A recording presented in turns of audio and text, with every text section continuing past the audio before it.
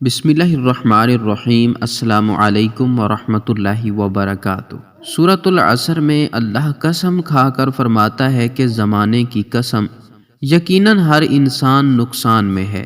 یہ کون سا نقصان ہے جس کے بارے میں اللہ نے زمانے کی قسم کھائی ہے؟ اور یہاں زمانے سے کیا مراد ہے؟ کون سے زمانے کی قسم؟ عصر اصل میں کیا ہے؟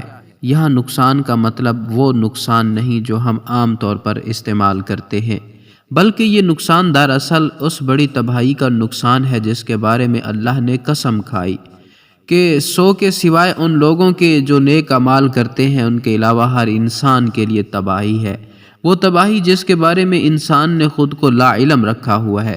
سورۃ العصر قرآن مقدس کی ترتیب کے لحاظ سے 103 نمبر پر سورت ہے۔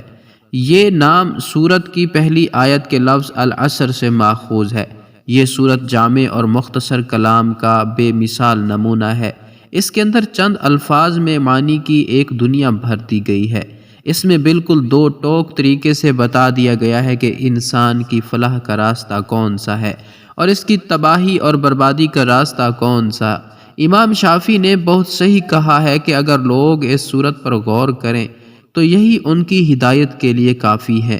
اس صورت میں اللہ عصر کی قسم کھا کر فرما رہا ہے۔ عصر کے معنی زمانے کے ہیں، یعنی لفظ عصر میں زمانے یا وقت کے گزرنے اور اس کی تیز روی کی طرف اشارہ ہے۔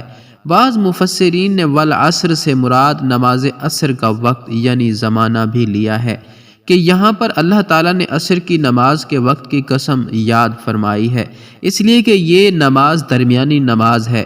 حدیث شریف میں آیا ہے کہ نماز عصر کی فکر کرو کیونکہ یہ بڑی خطرے والی نماز ہے۔ خطرے والی نماز سے مراد یہی ہے کہ یہ دن کی درمیانی نماز ہے، اس لیے اس کے چھوٹنے یا قضا ہونے کا خطرہ زیادہ ہوتا ہے۔ عام طور سے عصر کے وقت لوگ اپنے کاموں، تجارت، نوکری یا دیگر مصروفیات میں گم ہوتے ہیں، اس لیے یہاں بعض مفسرین نے یہ معنی لیا ہے کہ والعصر فرما کر اللہ تعالیٰ عصر کی نماز کے وقت کی قسم یاد فرما رہا ہے تاکہ اس نماز کی اہمیت کو واضح کر دیا جائے۔ لیکن اس کے علاوہ یہاں ایک ایسی بھی بات پوشیدہ ہے جو اپنے اندر ایک پوری کائنات رکھتی ہے۔ لفظ عصر اصل میں نچوڑنے کو کہتے ہیں۔ جس عصر یعنی زمانے کی قسم کھائی گئی ہے، یہ قسم اس اہمیت کی بنا پر ہے جو دن کے اس موقع کو حاصل ہے، کیونکہ یہ وقت انسانوں کی حیات اور زندگی کے خاتمے کا وقت ہوتا ہے اور یہ وقت انتہائی مختصر ہوتا ہے جو جلدی گزر جاتا ہے۔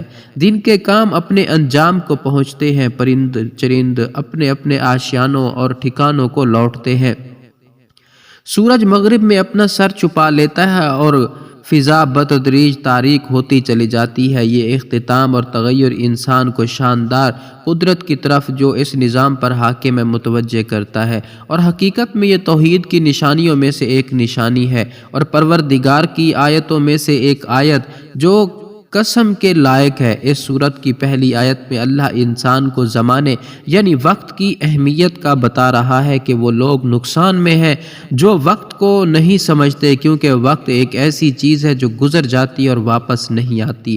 اس تھوڑے سے وقت میں ہمارے پاس بہت مواقع ہوتے ہیں جو ہمیں اللہ کے قریب لا سکتے ہیں، تو یہ قسم ان لوگوں کے لیے ہے جو وقت کے اس موقع کو ضائع کر دیتے ہیں۔ عصر کے زمانے کی قسم بھی اسی لیے ہے کیونکہ عصر کی نماز بھی دن کی آخری نماز ہوتی ہے جس کے بعد اندھیرا چھا جاتا ہے اور پورے دن میں انسان نے جو کچھ کیا ہوتا ہے وہ واپس نہیں آ سکتا۔ اس کی مثال ایسی ہے جیسے کوئی برف کے ٹکڑے فروخت کرتا ہے جو دن کی روشنی میں تیزی سے پگھلتی ہے، اس لیے اس شخص کی کوشش ہوتی ہے کہ جلد سے جلد اس تمام برف کو فروخت کر کے زیادہ سے زیادہ منافع کمائے، کیونکہ اگر وہ برف فروخت کیے بغیر پگھل گئی تو اس کے پورے دن کی محنت ضائع ہو جائے گی۔ یعنی عمر کی جو مدت انسان کو دی گئی ہے برف کے پگھلنے کی طرح تیزی سے گزر رہی ہے، اس کو اگر ضائع کیا جائے یا غلط کاموں میں صرف کیا جائے تو یہی انسان کا خسارہ ہے۔ اس صورت میں انسان کا لفظ استعمال ہوا ہے، لیکن یہاں اس کا مطلب دنیا کے تمام انسان ہیں، کیونکہ یہ صورت جو بھی پڑھتا ہے وہ یہی سمجھتا ہے کہ اس میں اس کے بارے میں بات ہو رہی ہے، جیسے قیامت کے روز ہر انسان اپنے بارے میں ہی فکر مند ہوگا سوائے حضرت محمد صلی اللہ علیہ وآلہ وسلم کے۔ انسان خسارے سے الگ نہیں ہو سکتا، کیونکہ خسارے کے معنی ہے اصل مال کا ضائع ہو جانا، اور انسان کا اصل مال اس کی عمر ہے، اور وہ بہت کم اپنی عمر کو ضائع ہونے سے بچا سکتا ہے، کیونکہ انسان کے اوپر جو وقت بھی گزر رہا ہے اس سے اگر وہ گناہ میں مصروف رہے تو اس کے نقصان میں کوئی شک نہیں۔ سورۃ العصر کی اس آیت میں یہ وارننگ دی گئی ہے کہ ہر انسان اصل میں خسارے اور نقصان میں مبتلا ہے سوائے مومنین اور صالحین کے۔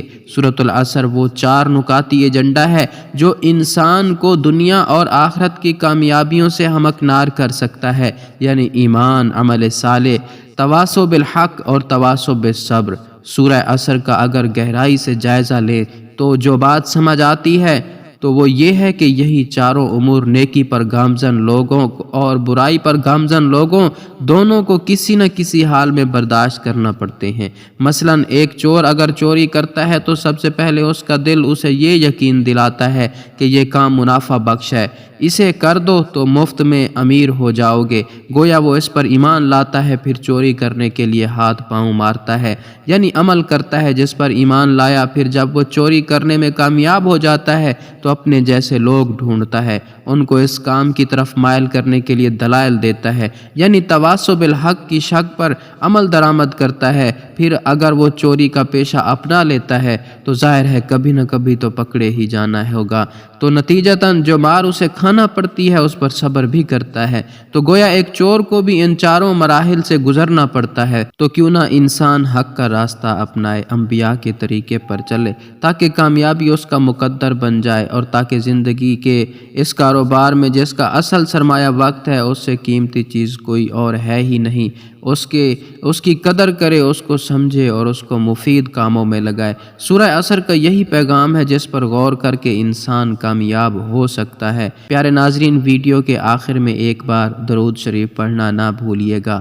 ملتے ہیں ایک اور معلوماتی ویڈیو کے اندر۔ اپنے پیاروں کا اور اپنے ہمسایوں کا بہت سارا خیال رکھیے گا۔ مجھے دیجیے اجازت، آج کے لیے اتنا ہی کافی۔